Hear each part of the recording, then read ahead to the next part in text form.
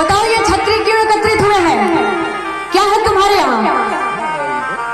राम जी पीछे खड़े हैं, विश्वामित्र जी खड़े हैं, सबके सब सारे राजा तो इतने डर गए। सबने सोचा बहुत अच्छा हुआ धनुष हमसे नहीं टूटा, वरना आज परशुराम जी गला धड़ से अलग करने ही वाले थे। आज तो मरने से कोई रोक नहीं सकता था। ये तो शुक्रिया है कि धनुष हमसे नहीं टूटा।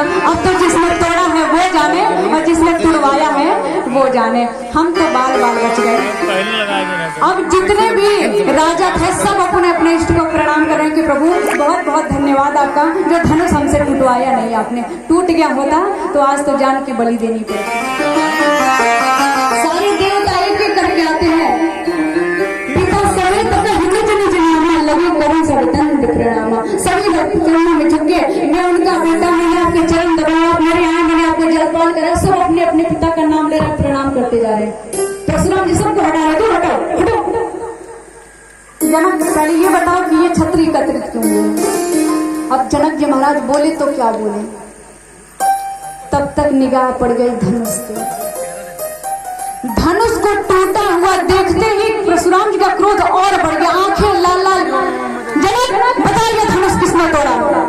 किसने इतनी हिम्मत की भगवान शिव के धनुष को तोड़ने की? जनक जी कुछ नहीं बोल रहे, कांप रहे हैं। सुने ना भैया, सब लोग एकदम व्याकुल है कि अब क्या होगा। राम जी बिल्कुल शांत खड़े हैं, कोई प्रभाव ही नहीं उनके ऊपर।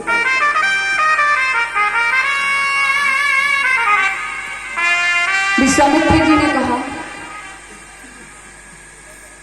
कोई कुछ बोल नहीं रहा। राम जी पीछे से निकल के आए और सामने आके खड़े और कहा कि प्रभु इस धनुष को तोड़ने वाला कोई आपका सेवक ही तो हो सकता है। सेवक? अरे तुम्हें पता नहीं, तुम्हारा नाम क्या? नाम बताओ। क्या? मेरा नाम राम है, मैं राजा दशरथ जी का पुत्र हूँ।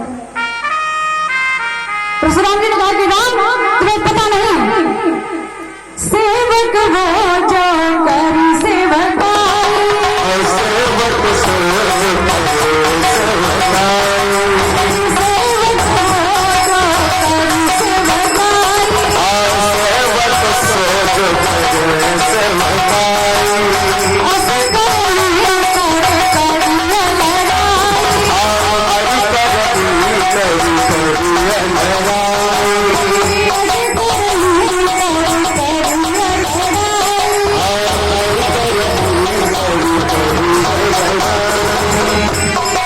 परशुराम जी कहते हैं कि राम सेवक वो होता है जो सेवा करता है, ऐसा कार्य करने वाला तो शत्रु ही होता है, सेवक नहीं हो सकता। बताओ, तुम बताओ कि किसने तोड़ा इस धनुष को? परशुराम जी के वेग को जब लक्ष्मण जी ने देखा, लक्ष्मण जी ने कहा कि ये कुछ तालमेल नहीं बैठ रहा है, एक नरम दल एक गरम दल। अब परशुराम जी गरम है, राम जी हमारे नरम है, ये मैच कुछ बैठ नहीं रहा, इनके साथ तो मेरी जोड़ी जमने वाली है। राम जी को पीछे किया, कहा कि भैया कुछ देर के लिए आप पीछे हो जाओ ना, मुझे बात करने दो। राम जी पीछे हो गए, लक्ष्मण जी खड़े हुए। कहा कि बाबा अब मुझसे पूछो, क्या पूछना चाहते हो, मैं आपके हर प्रश्न का जवाब दूंगा। कहा कि मूर्ख बालक तू कौन हो? कहा कि मैं इनका छोटा भाई लक्ष्मण। पूछिए क्या पूछना है? कहा बता ये धनुष किसने तोड़ा? लक्ष्मण जी ने कहा कि बाबा इस धनुष में इतनी ममता आपको क्यों है? अरे आपको पता है जब हम बच्चे थे ना तो बहुत सारी धनुषियां तोड़ी थी हमने। लक्ष्मण जी कहते हैं बहु धनु ही तोड़ी लड़काई,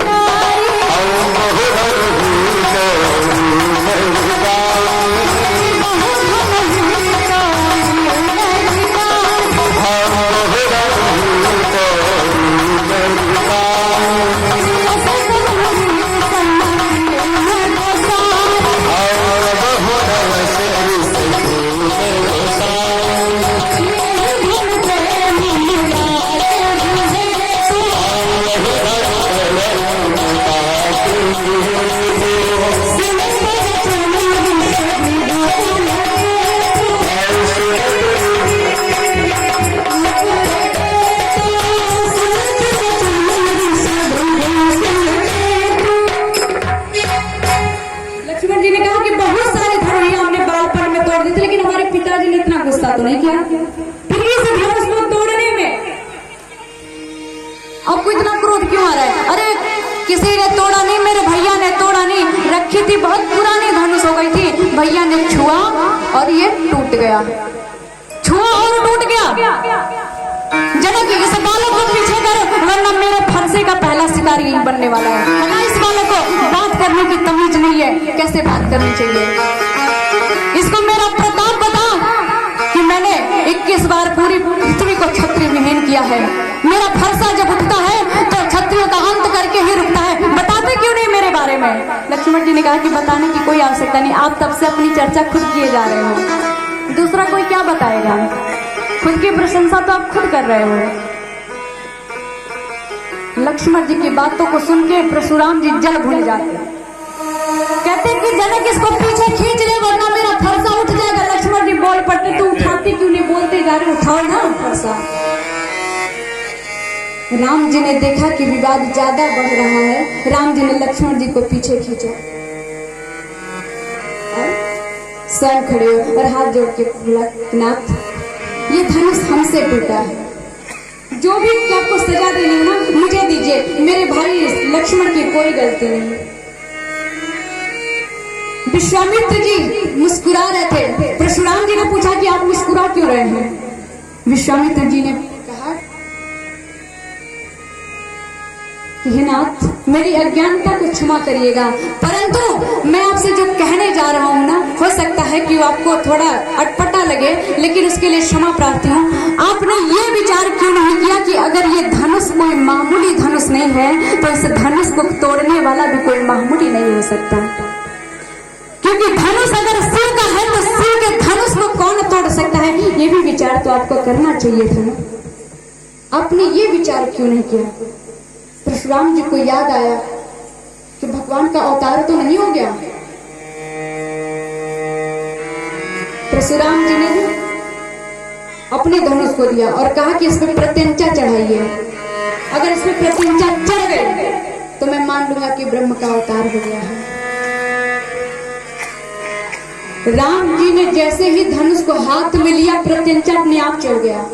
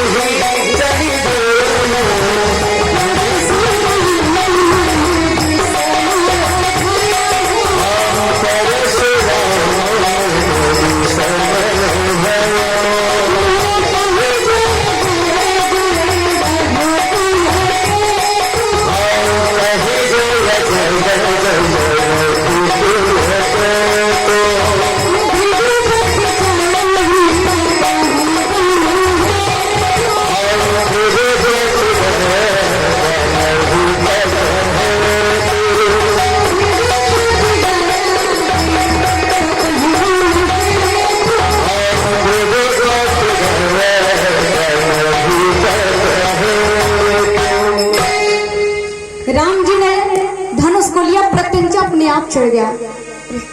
परशुराम जी को विश्वास हो गया कि भगवान का अवतार हो गया। भगवान के चरणों में बारंबार प्रणाम करके और क्षमा याचना की कि न जाने मैंने अज्ञानता में क्या क्या आपको बोल दिया, इसके लिए मैं आपसे क्षमा प्रार्थी हूँ। इतना कह के जय जयकार करके परशुराम जी तपस्या के लिए चले गए। इधर जनक जी आए और विश्वामित्र जी से पूछा कि विश्वामित्र जी अब क्या करना है? सब कुछ तो हो गया,